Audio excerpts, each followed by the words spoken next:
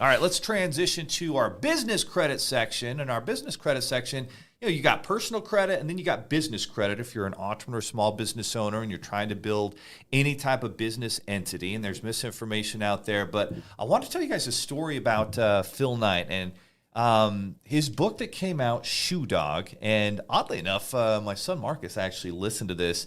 And my wife did too, and they don't usually. My son loves entrepreneur books. My wife does not, but she actually found this one so fascinating. She actually listened to it. Wow! Like, dang, good job, honey.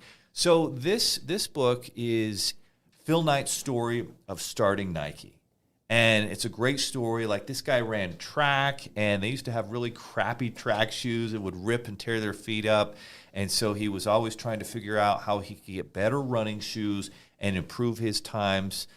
He would get home and he'd just run 3 or 4 miles. You just listen to this book, I got to go run 4 miles just because he's so inspiring.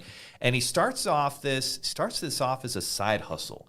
He's working full-time as an accountant, and he gets married. Really interesting life, too. Before he starts his business with Nike, he literally travels around the world.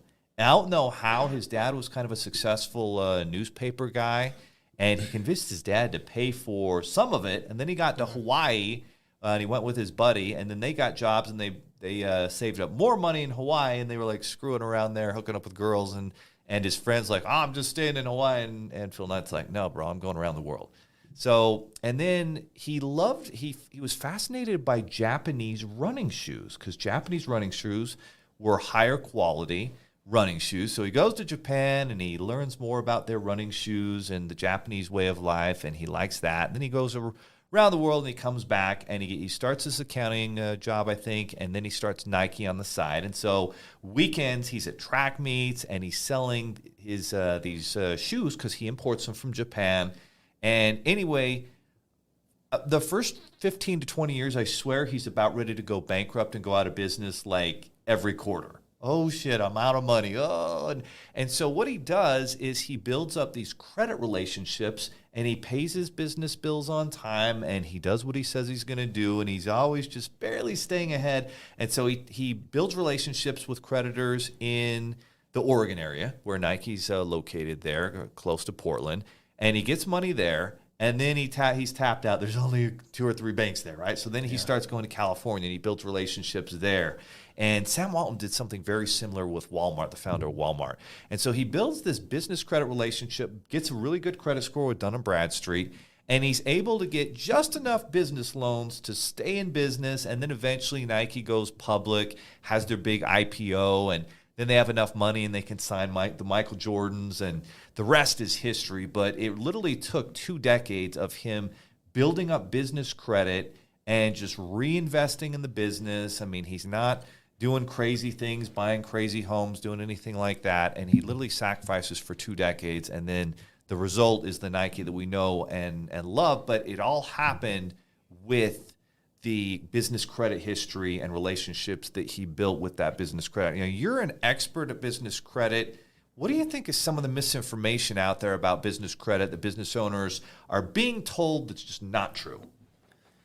Yeah, that's a great question. I think the very first misconception is that Phil Knight got that credit simply because he had a good Paydex score, right? Yes, he had a good Paydex score. And a Paydex score, the best way to compare what a Paydex score is it's like the FICO score on the business side of things, right? It's probably one of the most looked at scores. When a lender's looking at your business credit, they want to see your Paydex score. It's a 0 to 100 scale, and I would say 85 plus, you're sitting pretty, you're looking pretty good. But there's this big misconception. A lot of people out there selling you all these programs of, let's get you up to an 85, 90 Paydex score, and then we can go get you $1 million in business credit. Well, guess what? Phil Knight also had financials. Oh, yeah. Yes, he had a great Paydex score, and that's why he was able to get probably some favorable terms. And he had perfect personal credit, too.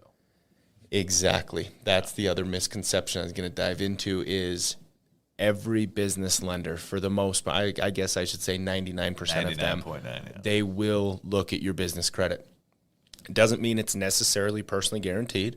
A lot of times it will be, whether you know it or not. It doesn't mean that it has to be. It doesn't mean that it's going to report to your personal credit. Most business funding options won't. but they still will absolutely look at your personal credit from an approval decision logic standpoint. Exactly. So it's like, hey, let's look at your business credit, but I'm starting with your personal credit because if your personal credit's not good, I'm not even looking at your business credit. And until you have like a $50, $100 million a year business that really has established business credit and the financial history to back it, and I still am going to look at your personal credit too, it's still going to come down to your personal credit score as a business owner. Now, it's super helpful to have that business credit, and you should work on it, and there's a lot of benefits to having it.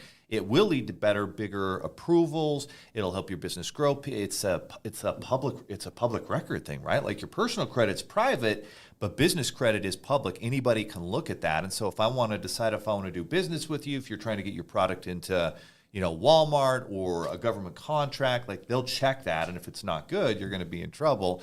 And so business credit is important, but there is so much. And I think the biggest misinformation about it is somebody who's going through credit repair because their personal credit's struggling, and then someone tells them, this pipe dream of, oh yeah, we'll work on your business credit. Here's a $10,000 business credit coaching package, and you can get $100,000 in funding for your business. And you're like, yes, perfect. My personal credit's going to suck for 2 more years. I'm going to pay $10,000 and I'm going to get $100,000, and then it doesn't happen. No. And what do you actually get with some business credit? Though? I mean, maybe a internal line of credit with Quill, or Uline. So if you're just getting started, you're pre-revenue, you can get a crazy amount of Saran wrap and a shitload of toilet paper and office supplies. And unless you're reselling stuff like that, I don't know how that's going to help you a whole lot. In 2009, in the middle of the 08-09 recession, my credit's shit. It's gone to like 483. And I'm defaulting on all these mortgages, and then, go through the process of rebuild it, get back up to a 750, 800. Took some time, took a lot of work, but someone did sell me on that. Oh, you just need corporate credit, bro, and you can get $100,000. Okay, cool. So I think we paid like $2,500, and it had like a little guarantee on it. So we went to work, and I'm buying all this stuff at Quill and Gempler's. We're getting like hiking boots and paper supplies and weird stuff that we don't even really need, but we're building our business credit, and we go through it. And here's what we ended up getting. We did get a $7,000 business credit card with Amazon. So we could buy stuff on Amazon for the business. We got 5 gas cards with Chevron, Flying Exxon, J. Flying J. Yep. Okay, great. I guess we can finance our gas.